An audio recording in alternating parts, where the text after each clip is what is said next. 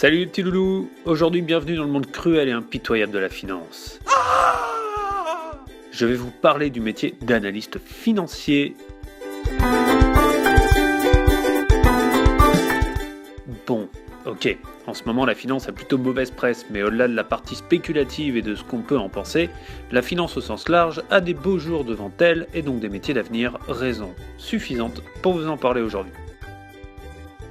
L'analyste financier procède à l'évaluation des sociétés sous tous leurs aspects, rentabilité, ressources humaines, restructuration opérée, etc., etc.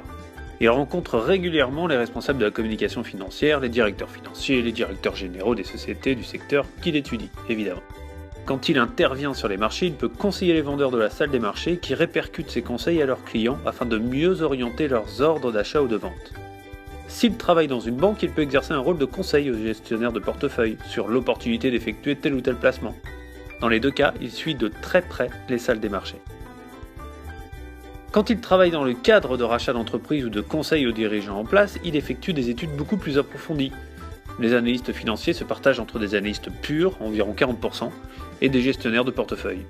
Un tiers des analystes exercent dans les sociétés de bourse, un autre tiers dans les banques, et le dernier tiers dans divers secteurs comme les bureaux d'études indépendants.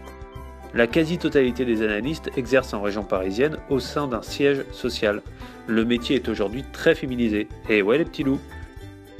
L'analyse financière requiert des bases théoriques solides en droit, économie, marketing et finance. Le niveau Bac+5 est exigé. Les formations se font soit dans les écoles de commerce, soit à l'université.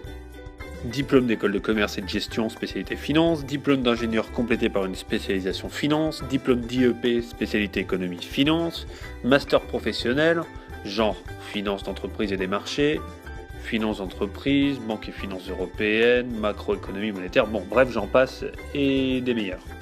Pour s'informer sur les universités, il y a plusieurs sites.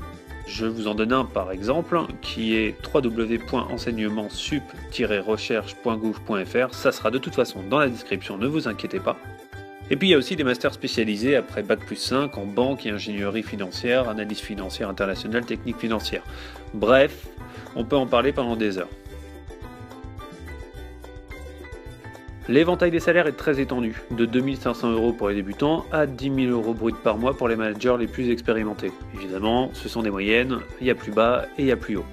Avec des années d'expérience, l'analyste peut se vendre plus offrant. Les bureaux de recherche, les banques, les grands groupes demandent de plus en plus d'analystes financiers. Faut aimer les chiffres, on est d'accord. Bon, c'est clair, on est loin d'un métier qui vous donne la sensation de rendre le monde meilleur, mais chacun fait son choix au moment venu. Ce métier demande aussi des études supérieures poussées, donc des sacrifices studieux, mais plusieurs voies vous y amènent quand même. Donc si les chiffres, les places de marché, les analytics vous titillent, ce métier a de l'avenir. Et toi, tu veux faire quoi ?